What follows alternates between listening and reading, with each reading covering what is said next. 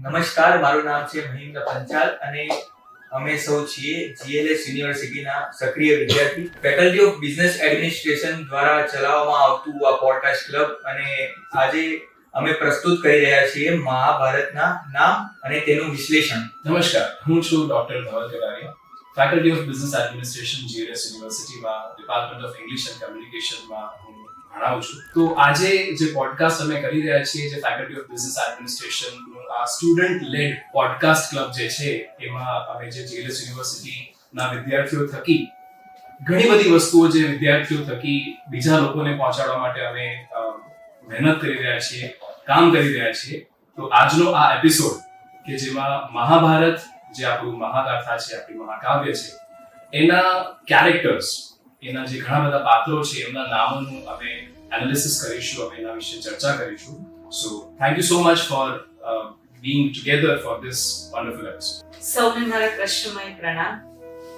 હું doctor Rikita Thakkar, faculty of business એડમિનિસ્ટ્રેશનમાં assistant professor તરીકે ફરજ બજાવું છું અને માર્કેટિંગ અને એન્ટરપ્રેન્યોરશિપ જેવા સબ્જેક્ટ્સ હું અહીંયા છેલ્લા 16 વર્ષથી કાર્યરત છું અને ફેકલ્ટી ઓફ બિઝનેસ એડમિનિસ્ટ્રેશનમાં છેલ્લા 8 વર્ષથી. Majority apart from teaching Krishna વિશે વાંચવું મને હંમેશા આકર્ષે છે અને એક એવા વ્યક્તિ કે જે આંખો બંધ કરો ક્યાંય જીવનમાં તમે અટકો અને આંખો બંધ કરો જવાબ તમારી સામે હોય, એના ઘણા બધા તમને કદાચ ઉદાહરણ આ પોડકાસ્ટમાં જ જોવા મળશે.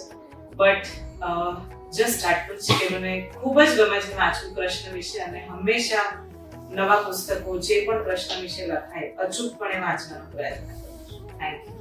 आप दोनों के परिचय ने हम लोगों को मोह लिया. चिंता एक ऐसी भावना है जो मनुष्य के अंधकार की ओर लेके जाती है और महाभारत हमें उसके बारे में बहुत विस्तार में बताती है. परंतु चिंता के विषय में ऐसे कई कवि हैं जिन्होंने इस चीज पे अपना लाभ उठाया और कई पुस्तकें लिखी. आपका क्या मानना है कि महाभारत हमें क्यों पढ़नी चाहिए चिंता को दूर करने के लिए? I would go on to say that Mahabharat is not just a book. Mahabharat is an experience. Mahabharata ખાલી અમુક લોકો માટે કે અમુક વ્યક્તિઓ માટે કે અમુક રાષ્ટ્ર માટે લખાયેલી એક ગાથા નથી. મહાભારત એક મહાકાવ્ય છે, એક મહાગાથા છે કે જે બધા વ્યક્તિ સુધી પહોંચવી જોઈએ. અને મહાભારતનું જ એક ભાગ રૂપે જે ભગવદ ગીતા છે, શ્રીમદ ભગવદ ગીતા, મેં હમણાં જેવું જાણ્યું કે શ્રીમદ, કોઈ પણ પુસ્તકની આગળ શ્રીમદ લગાવવું એ ખાલી 2 જ પુસ્તક માટે એવું પોસિબલ છે. કારણ કે આપણે તો નથી કહેતા કે શ્રીમદ રામાયણ, આપણે કહીએ છીએ શ્રીમદ ભગવદ ગીતા. કેમ એવું? કારણ કે આ પ્રભુએ પોતે ઉચ્ચારેલી આ આખી કવિતા છે. તો જ્યારે ભગવાન જ આપણને આટલું બધું કહેતા હોય તો આ કેમ ના વાંચવું? કૃષ્ણ, જેમ મેડમે કીધું, એ બહુ સાચી વાત છે કે કૃષ્ણ બધે જ છે. એ કદાચ વ્યક્તિ નથી, એ કદાચ વ્યક્તિત્વ છે. એ એક એક્સપિરિયન્સ છે, એક અનુભવ છે કે જે માને છે તો એને મળે છે. કારણ કે જ્યાં શ્રદ્ધાની વાત હોય ત્યાં પુરાવા નથી હોતા. તો બસ એટલા માટે જ કદાચ મહાભારત વાંચવું રહ્યું કે મહાભારત વાંચશો તો તમને ખબર પડશે કે મહાભારત શું છે, એના પાત્રો શું છે. કારણ કે આ એક, I would use the word complex, એક એટલી સરસ કોમ્પ્લેક્સ એક આ ક્રિએટિવિટી છે કે જેના લીધે આપણને ઘણું બધું જાણવા મળે છે. નામ જ એનું જે છે મહાભારત, તો એટલીસ્ટ એવું તો ખરું જ કે ભારતના લોકોએ તો આ પુસ્તક વાંચવું. શું કહેશો? સૌથી પહેલા તો મહાભારત સૌથી લાંબામાં લાંબો ગ્રંથ છે અત્યાર સુધીનો. 1,10,000 શ્લોક જેમાં આવરી લેવામાં આવ્યા છે. કુરુક્ષેત્રના યુદ્ધમાં 18,64,000 લોકો યુદ્ધ લડ્યા છે. કદાચ આ ખબર નહીં કેટલાને ખબર હશે. અને ફક્ત સામે અર્જુન અને કૃષ્ણ. તો ચિંતા તો થાય કે સામે આટલા લોકો, આટલા સગા સંબંધીઓ કઈ રીતે સામનો કરીશ. ચિંતા આપણા અત્યારના સમયની અલગ છે, એ સમયની અલગ હતી. પણ ઘણા એવા લેસન્સ છે, ઘણા એવા પાઠ છે આપણે શીખી શકીએ મહાભારતમાં. કે સૌથી પહેલા તો specially for the students, don't get demotivated at all. અર્જુનને પણ થઈ હતી જ ચિંતા, રાઈટ? અને એક પ્રસંગ છે કે જ્યારે નક્કી થાય છે કે યુદ્ધ થશે ત્યારે દુર્યોધન અને અર્જુન બંને જાય છે નારાયણ પાસે કે અમે યુદ્ધની શરૂઆત કરી રહ્યા છીએ. એટલે દુર્યોધન બેસે છે કૃષ્ણના માથા પાસે અને અર્જુન બેસે છે પગ પાસે. એટલે ચિંતા એક જ. કૃષ્ણ નારાયણ પૂછે છે તને શું જોઈએ, એટલે દુર્યોધન સેના માંગે છે અને અર્જુન કે ફક્ત તમે. ત્યાં બધી જ ચિંતાઓ પૂરી થઈ. મહાભારત એક એવું કાવ્ય છે કે જે આપણે આ બધી જ ક્વોલિટીઝ જે તમે મેનેજમેન્ટમાં શીખો છો, પ્લાનિંગ, ઓર્ગેનાઇઝિંગ, ડિરેક્ટિંગ, કંટ્રોલિંગ, દરેકે દરેક મુદ્દા આમાં ડિસ્કસ થયેલા જ છે. ત્યારે ના તો કોઈ મેનેજમેન્ટ કોર્સિસ હતા, એટલે Krishna was the only leader, Krishna was the only politician, he was the only mentor, he was everything for Arjun. એટલે બધી જ દુવિધામાં જે અર્જુન હતા એમાંથી એ કઈ રીતે એમને બહાર લાવ્યા અને એમના મોઢે કહેવાય છે એટલે શ્રીમદ ભાગવત ગીતા. અને શ્રીમદ ભાગવત કથામાં જે કૃષ્ણના જન્મથી લઈને એમના જીવન સુધીની સફર જે છે એમાં 700 શ્લોક છે અને 353 અધ્યાય છે. એ અગેન કૃષ્ણના મોઢે જ કહેવાય છે એટલે એ શ્રીમદ ભાગવત કથા. અને બંને કૃષ્ણના મોઢે કહેવાય છે એટલે શ્રીમદ નામ આપ્યું છે. અને બીજા બધા જ ગ્રંથોને આપણે ફક્ત ગ્રંથના નામથી જાણીએ છીએ. અને એટલે જ કદાચ મહાભારત વાંચવું જ રહ્યું, specially to the 21st century. जैसे हम सब ने महाभारत देखा हुआ है और हम जानते हैं कि महाभारत में ऐसे कई पात्र हैं जिनका अपना ही अलग व्यक्तित्व है, तो आपको सबसे ज्यादा किसका पात्र सबसे ज्यादा पसंद है? પાંડવ 5 હતા એવું આપણે માનીને ચાલીએ રાસોમાં. તે પાંચે પાંડવ જે હતા, પાંડવ નામ કેમ પડ્યું? કારણ કે ઓફકોર્સ પાંડુ રાજાના પુત્રો હતા એટલા માટે એનું નામ પાંડવ હતું. અને એમની માતાઓ વિશે જ્યારે આપણે વાત કરીએ ત્યારે જે પહેલા 3 પાંડવ હતા, યુધિષ્ઠિર, ભીમ અને અર્જુન, એમની માતા કુંતી, જેમનું બીજું નામ પૃથા, અને બીજા જે 2 ભાઈઓ હતા નકુલ અને સહદેવ, એમની માતા માદ્રી. તો સૌથી પહેલા તો એમની માતાથી જ શરૂ કરીએ કે કુંતી, કુંતી ભોજ જે રાજા હતા એમના પરથી એ કન્યાનું નામ પડ્યું કુંતી. અને બીજું નામ એમનું જે પડ્યું એ પૃથા. તો એમના જ નામ પરથી આ વસ્તુ મને બહુ જ હંમેશા ગમી છે કે જે માતા હોય છે એમના નામ પરથી જ એમના બાળકનું નામ પડે છે અથવા તો એના નામે ઓળખાય છે. જેમ કે હંમેશાથી દેવકી નંદન જ રહ્યા છે, યશોદા નંદન રહ્યા છે. ઇવન કર્ણની જ્યારે આપણે વાત કરીએ તો કર્ણને પણ રાધે કહેવાય છે કારણ કે રાધામાના પુત્ર હતા. એવી જ રીતે અર્જુનનું નામ પણ પાર્થ, કારણ કે એ પૃથાના પુત્ર હતા, સો પાર્થ. એવી જ રીતે એમને કૌંતેય પણ કહેવાય છે કારણ કે કુંતીના પુત્ર હતા. બીજું 3 પુત્રો હતા કુંતીના અને પૃથાના, યુધિષ્ઠિર, ભીમ અને અર્જુન. આ ત્રણેયને પાર્થ કહી શકાય, આ ત્રણેયને કૌંતેય કહી શકાય. છતાં પણ આ નામ અર્જુન સાથે વધારે લગાડવામાં આવે છે. હવે જ્યારે નામ વિશે ચર્ચા કરીએ છીએ તો પાંચે પાંડવોના જે નામ છે ખૂબ સુંદર તરીકે એમના નામ રાખવામાં આવ્યા છે. યુધિષ્ઠિર જે સૌથી મોટા પાંડવ છે, જે યુદ્ધમાં સ્થિર છે એવા યુધિષ્ઠિર. એમનું બીજું નામ ધર્મરાજ, કારણ કે એ ધાર્મિક હતા, સત્ય બોલતા હતા અને હંમેશા જે ધર્મનું આચરણ કરતા હતા એટલા માટે એમનું નામ પાડવામાં આવ્યું હતું ધર્મરાજ. અને એમનું બીજું નામ જે ઘણા ઓછા લોકોને ખબર હોય છે, એમનું નામ છે અજાતશત્રુ, કે જેમને કદાચ કોઈ શત્રુ હતા જ. એમની પર્સનાલિટી, જે તમે સરસ શબ્દ યુઝ કર્યો કે વ્યક્તિત્વ, તો એમનું વ્યક્તિત્વ જેવું હતું કે એમને કોઈ શત્રુ જ નતા બનતા. સો અજાતશત્રુ એમનું નામ પાડવામાં આવ્યું. બીજા જે ભાઈ છે, જે ભીમ અથવા ભીમસેનના નામે ઓળખવામાં આવે છે. ભીમ એટલે એવો વ્યક્તિ કે જેને જોઈને એમની personality, of course he was a giant size personality, પણ એમની પર્સનાલિટીને જોઈને કદાચ આપણને we feel very we are in an awe, તો એના લીધે એમનું નામ હતું ભીમસેન.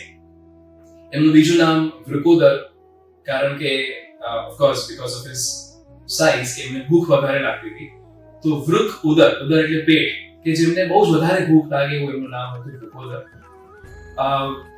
એમના ઘણા બધા બીજા નામ પણ ખરા, કે જેમ કે હિડમ્બજીત નામ હોય કે જરાસંધજીત એમનું નામ પડ્યું હતું, કારણ કે એમને જે પણ દાનવોના કે જે પણ બીજા લોકોને જેમણે હરાવ્યા હતા એમના પરથી પણ એમને બીજા નામ મળ્યા હતા.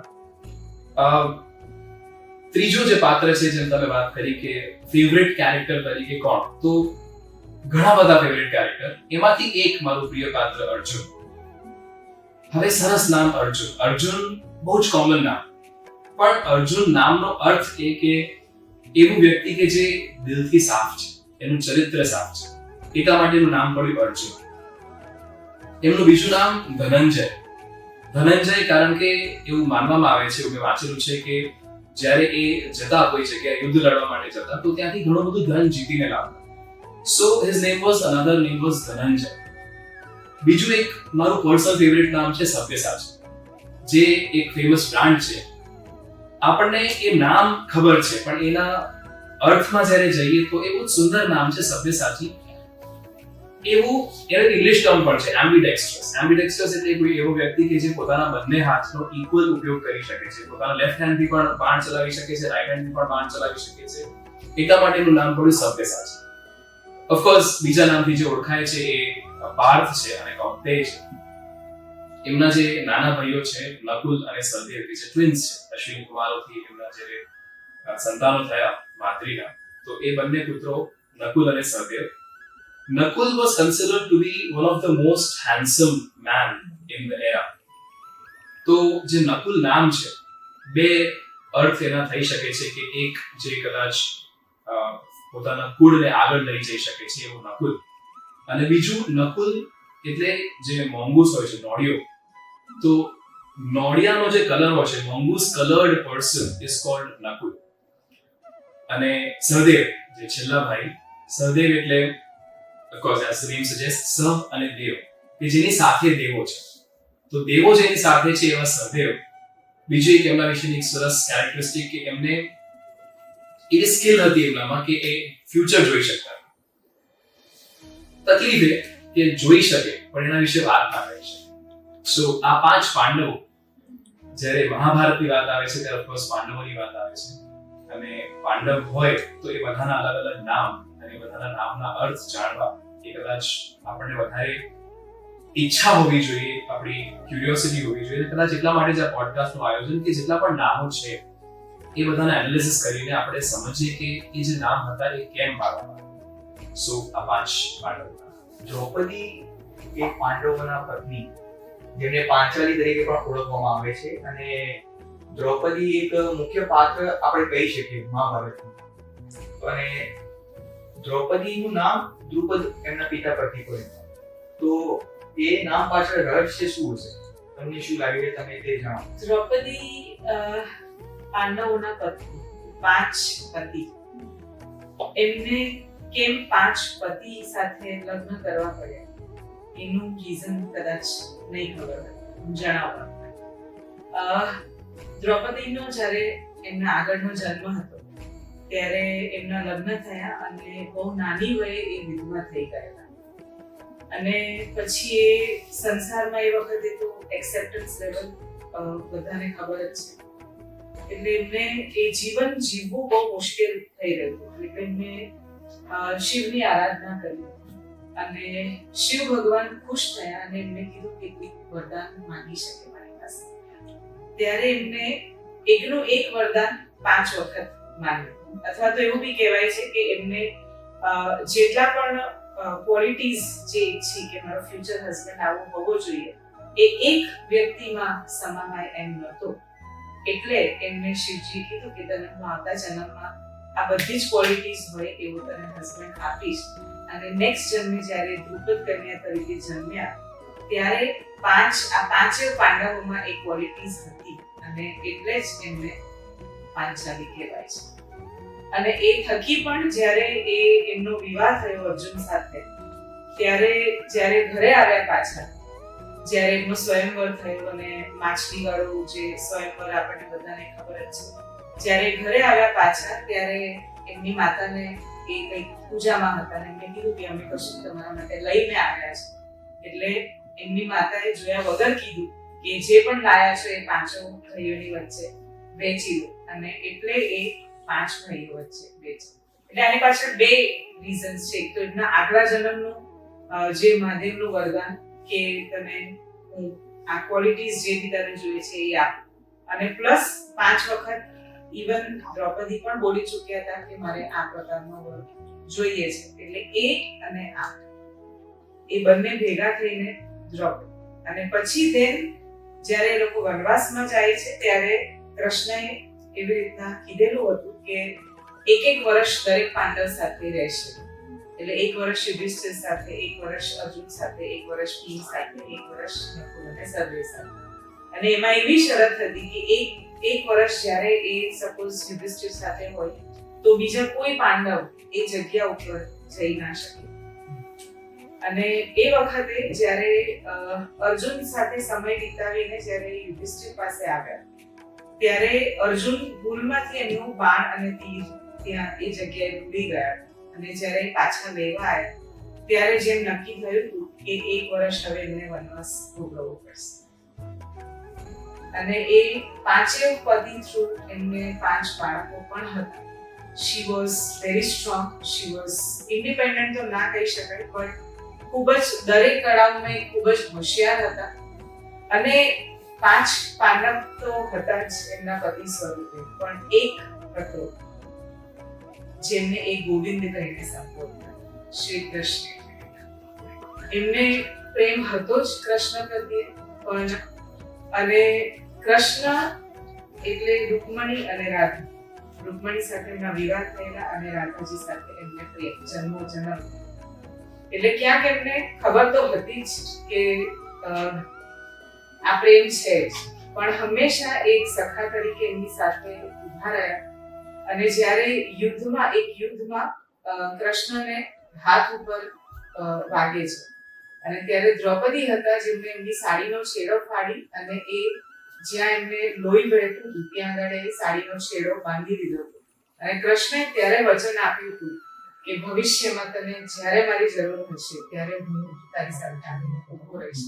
અને એ એમને ઋણાની બંધ જ્યારે એમનું ચીરહરણ થયું ત્યારે એમને ચોપ્યું. એટલે પાંડવ પતિના સ્વરૂપે અને ગોવિંદ સખાના તરીકે, એટલે એમને ગોવિંદ સખી તરીકે પણ ઓળખાય છે, એમને દ્રુપદ કન્યા તરીકે પણ ઓળખાય છે, એમને પાંચાલી તરીકે પણ ઓળખાય છે, એમને યજ્ઞસેની તરીકે પણ ઓળખાય છે, કારણ કે એમનો જન્મ ગર્ભમાંથી નતો થયો, એ યજ્ઞમાંથી જન્મ થયો. એટલે Draupadi is also very very interesting character. જ્યારે કૃષ્ણ કદાચ એમના છેલ્લા શ્વાસ લઈ રહ્યા હતા ત્યારે દ્રૌપદી એમની સાથે હતા. અને ત્યારે પણ દ્રૌપદીનો એક જ સવાલ હતો, હું રૂકમણીની જગ્યા તો ના લઈ શકું પણ રાધાની જગ્યા લઈ શકું. ત્યારે પણ કૃષ્ણ પાસે કોઈ જવાબ ત્યારે પણ નતો, આજે પણ નથી. એટલે ગોવિંદ સખી હંમેશા એ રહેશે જ. અને એ જે સંબંધ છે જેનું કોઈ નામ નથી, પણ સખી અને સખા એ એક રિલેશન છે જે આજની જનરેશનને કદાચ સમજવું અઘરું હશે. કદાચ મે બી એ સંબંધનું કોઈ નામ જ નથી, ફક્ત ઋણાનું બંધ. જ્યારે તને મારી જરૂર હશે હું આવીને ઊભો રહીશ. અને દ્રૌપદી કદાચ જે એમના પતિ સાથે શેર નથી કરતી, 5 પાંડવ સાથે, એ બધી જ વાતો, એમના દિલની વાતો અને બધું જ એ ગોવિંદ સાથે, અને હંમેશા ગોવિંદ. અને ઇન્ટરેસ્ટિંગ ફેક્ટ ઇઝ કે દ્રૌપદી જ્યારે નાના હતા ત્યારે એમનું નામ પણ કૃષ્ણા હતું. બીકોઝ એમનો કમ્પ્લેક્શન કૃષ્ણા જેવો હતો. અને પછી એ ધીમે ધીમે દ્રૌપદ કન્યા અને દ્રૌપદી તરીકે ઓળખાય, પણ એમનું બાળપણનું નામ પણ કૃષ્ણા હતું. એટલે નાનપણથી જ બંને જોડાયેલા, but very very interesting character. એક પુસ્તક છે દ્રૌપદી જે વાંચવા જેવી છે. કઈ કળાઓમાં એ પારંગત હતા અને કઈ રીતે 5 પતિઓની સાથે રહ્યા વગર કોઈ કમ્પ્લેન્ટ કરે, અને કૃષ્ણ સાથે એમના કેવા સંબંધ હતા. वेरी वेरी इंटरेस्टिंग है. जैसे कि हमने पांडव और कौरव के बारे में बात की, तो उनके माता पिता के बारे में कुछ चर्चा करते हैं. बिल्कुल, कोई भी पात्र उनके पेरेंट्स के बिना अधूरा ही है.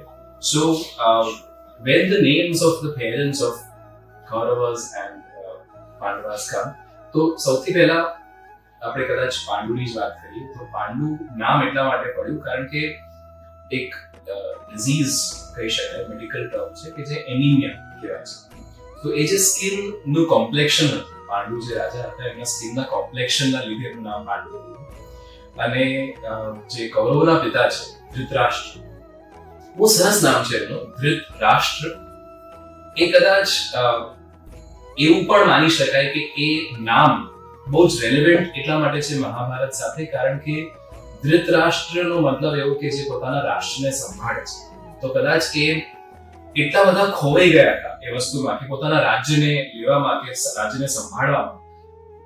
સો સચ અ રેલેવન્ટ નેમ, ધૃતરાષ્ટ્ર મિનિંગ એવો કે જે પોતાના રાજ્યને સંભાળે છે. That is why Dhritarashtra. અને એમના પત્ની ગાંધારી, ઓફકોર્સ ગાંધાર નરેશ, જે આપણે વાત કરી કે એમના માતા પિતાના નામ પરથી એમના પુત્રોના નામ પાડવામાં, પુત્રો પૌત્રીના નામ પાડવામાં આવતા હતા. સો ગાંધાર નરેશ હતા, એટલા માટે એમનું નામ પડ્યું ગાંધારી. ગાંધારી વિશે ઓફકોર્સ આપણને ઘણી બધી ખબર હશે જ કે એ સતી તરીકે ઓળખાય છે, અને એમણે જ્યારે એમને જાણકારી આપવામાં આવી કે એમના જે પતિ છે એ અંધ છે, જન્માંધ છે, ત્યારે એમણે પણ પોતે આંખ પર પટ્ટી બાંધી દીધી. I'll add on to this કે એક નેક્સ્ટ પોડકાસ્ટ અમારો એવો અમે કરવાના છીએ કે જેમાં કર્સિસ ઇન ઇન્ડિયન માઇથોલોજી વિશે અમે વાત કરવાના છીએ. ગાંધારી છે તો એક શ્રાપ પણ ગાંધારીએ આપ્યો હતો, એના વિશે આપણે નેક્સ્ટ પોડકાસ્ટમાં વાત કરીશું. પણ હમણાં માટે યસ, યોર પેરેન્ટ્સ સજેશન્સ વાળો જે ક્વેશ્ચન હતો, સો હા, એમના નામ આવી રીતે પાડવામાં આવે. અને કૌરવોની પણ જ્યારે વાત આવે છે ત્યારે કૌરવો 100 અને એમની એક બેન, બધાના નામ અને એમનું એનાલિસિસ તો કદાચ આજે પોડકાસ્ટમાં શક્ય નથી, પણ જે પહેલા જે બે મુખ્ય પાત્રો છે, મુખ્ય કૌરવો છે, જેમના નામ આપણને બધાને ખબર છે, દુર્યોધન અને દુશાસન. તો મેં એવું સાંભળ્યું છે, હવે of course everyone has a different version of their on stories, કે એ લોકોનું નામ પહેલા દુર્યોધન અને દુશાસન નહોતું, એ લોકોના નામ પહેલા સુયોધન અને સુશાસન હતા. એમની બેન જે હતી એનું નામ દુશલા નહીં પણ સુશલા હતું, જેનો મતલબ કદાચ એવો થાય છે કે દુર્યોધન, હવે જ્યારે આપણે એના વિશે વિચારીએ તો એવો વ્યક્તિ કે જેને you cannot conquer the person, જેને જીતી ના શકાય. અને એવી જ રીતે દુશાસન કે જે બહુ જ સારી રીતે રાજ્ય કરી શકે છે, એના માટે એનું નામ પાડવામાં આવ્યું હતું. મે બી જો આપણે એવું વર્ઝન આપણે વિચારીએ કે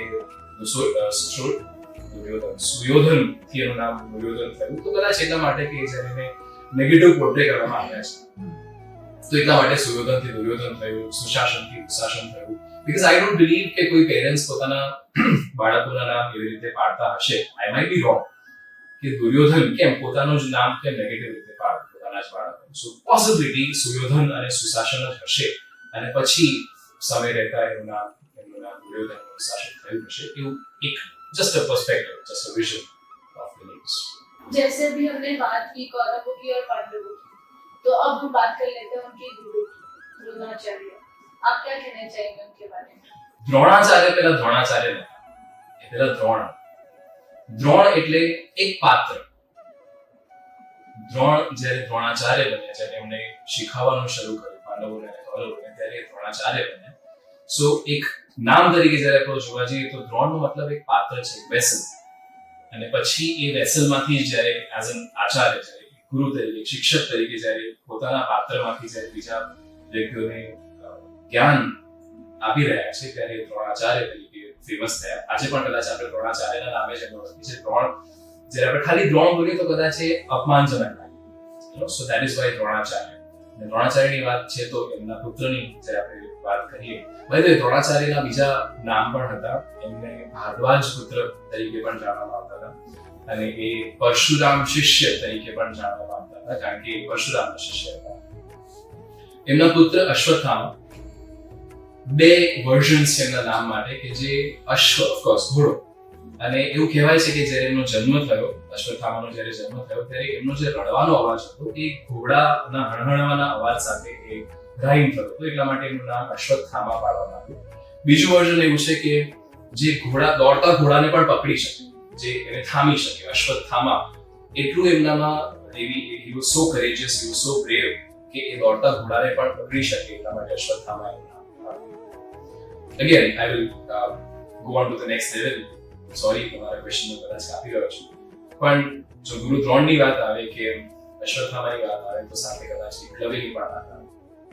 કદાચ મહાભારતમાં એવા ઘણા બધા પાત્રો હશે કે જેના વિશે બહુ જ ઓછી વાત કરવામાં આવે છે. એકલવ્યની જ્યારે વાત કરીએ ત્યારે ઓફકોર્સ એવું જ માનવામાં આવે છે કે એક નાનકડું કેરેક્ટર, પણ એના ઘણા બધા પોઈન્ટ્સ ઓફ વ્યૂ હોઈ શકે છે, પર્સપેક્ટિવ હોઈ શકે છે. એકલવ્ય એટલા માટે કદાચ કે એ એકલો જ હતો કે જેણે કદાચ ગુરુ દ્રોણાચાર્યની મૂર્તિને પ્રસ્થાપિત કરીને એમની પાસેથી શીખ્યા હતા, અને એક અંગૂઠો જ્યારે એમનો લઈ લેવામાં આવ્યો તો કદાચ એટલા માટે એમનું નામ પડ્યું હશે.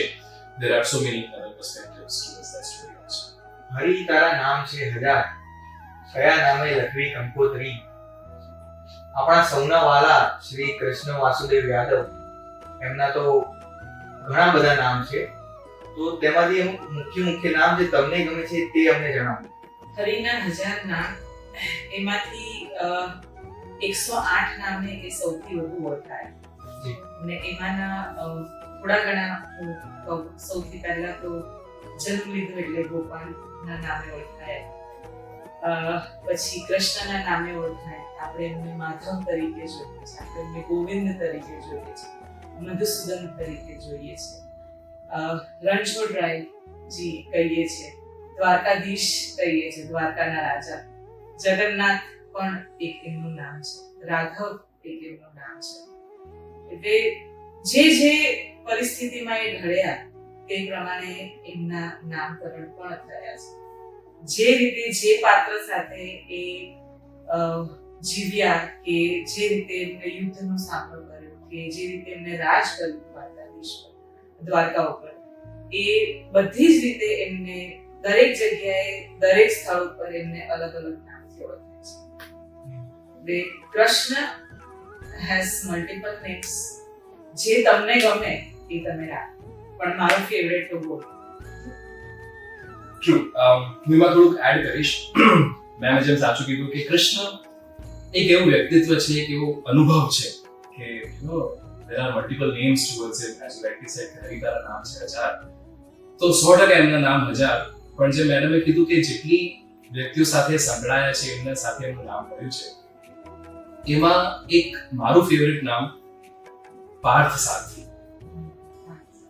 કારણ કે જ્યારે એ મહાભારતના યુદ્ધમાં બીજું કશું જ વિચાર્યા વગર, એ ભગવાન છે, ધ ડિવાઇન એનર્જી, અને છતાં પણ એ પોતાના મિત્ર અર્જુનનો સારથી બનવા માટે તૈયાર થાય છે. ત્યારથી એનું નામ પાર્થ સારથી તરીકે એ ઓળખાયા છે.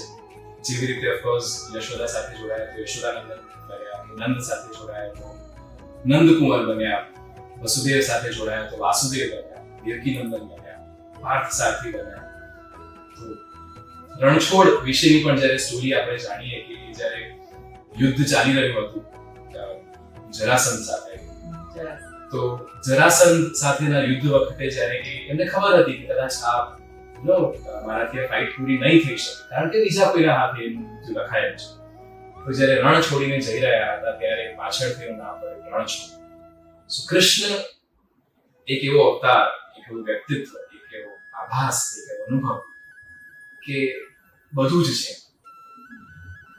જે રાસ પણ કરી લે છે, જે માખણ પણ ચોરી લે છે, જે કદાચ કપડાં પણ ચોરે છે પણ એની સાથે સાથે ચીર પૂરે પણ છે, જે કદાચ માખણ ચોરી લે છે પણ સાથે સાથે સુદામાની જેમ અક્ષતની સાથે સાથે આખા દયા ભંડાર આપે છે. તો એ છે કૃષ્ણ, એ છે માધવ, એ છે ગોવિંદ. તમે જેટલા નામ લેશો એ બધા નામ સાથે સાથે એક અલગ ફિલિંગ પણ આવશે. તો જેટલા નામ એટલા અનુભવ, એટલી આઈડેન્ટિટી. અને કદાચ એ ઈચ્છા હોત તો મહાભારત થાત પણ. કરેક્ટ. એ એક જ સેકન્ડમાં આમ થઈ જાય, બટ એમને ઘણા જીવનના મૂલ્યો, એ પોતે મનુષ્ય અવતારે હતા. એટલે જ્યારે મનુષ્ય અવતારે તમે અવતાર લીધો છે ત્યારે એની સામે તમારે ચેલેન્જીસ ફેસ કરવી જ રહી. એટલે જે તમારો પહેલો પ્રશ્ન હતો ચિંતા, એ છેલ્લે કદાચ હું એન્ડ ઉપર અહીંયા જ સ્ટોપ કરું કે એ આટલું જેટલું તમે અહીંયા આપણે ડિસ્કશન કર્યું, કે જેટલું આપણે કવર અપ કર્યા જેટલા ક્વેશ્ચન્સ, એ બધાનો છેલ્લો અર્થ તો એ જ નીકળે કે મનુષ્ય તરીકે અવતાર લીધો એટલે ચેલેન્જીસ તો રહેવાની જ. અને હંમેશા એક આવો મેન્ટર, એક કૃષ્ણ જેવો મેન્ટર ભલે જ ના હોય પણ તમે ખાલી એને વાંચીને એને ફીલ કરશો ને તો બી તમારામાં બહુ જ પોઝિટિવ એનર્જી આવશે. You try this, just name him and you will get. એટલે હું પર્સનલી તો મારે એવું જ છે, ગમે તે પરિસ્થિતિમાં અટવાવું એટલે હાથ જોડીને તને સોંપ્યું અને થઈ જાય, અને થઈ જાય. તને સોંપ્યું, ખાલી આટલું જ બોલવાનું, આગળ એ બધું જ જોઈ લે, પણ એ શ્રદ્ધા સાથે. તને સોંપ્યું પછી તું ના થયું તો તને જોઈ લઈશ એ વસ્તુ નહીં. કૃષ્ણ વિશે જ્યારે આપણે વાત કરીએ તો આપણા માટે કૃષ્ણનું શું મહત્વ છે, તો કોઈ તમને એવું કહે કે ભાઈ એક શબ્દમાં કૃષ્ણને વર્ણવો તો તમે શું કહેશો? The best leader, the best husband, the best lover, the best friend. He is the best. કદાચ મારું એ સર્વસ્વ છે. એક જ શબ્દમાં હું એને બહુ જ અઘરું છે કૃષ્ણ જેવી પર્સનાલિટીને એક શબ્દમાં વણી લેવું, પણ જો કદાચ એક જ શબ્દ હોય તો એ થશે સર્વસ્વ. એ સર્વવ્યાપી છે, સર્વસ્વ છે. કદાચ આજે આ પોડકાસ્ટ થકી એ પોતે જ કદાચ તમારા સુધી પહોંચવા માંગતો હોય એવું 100% છે. Like, share, subscribe. અહીં આની સાથે આ પોડકાસ્ટ અહીં સમાપ્ત થાય છે. જો તમને આવા રસપ્રદ પોડકાસ્ટ જોવાનું ગમતું હોય તો અમારી સાથે જોડાયેલા રહેજો. નમસ્કાર. નમસ્કાર.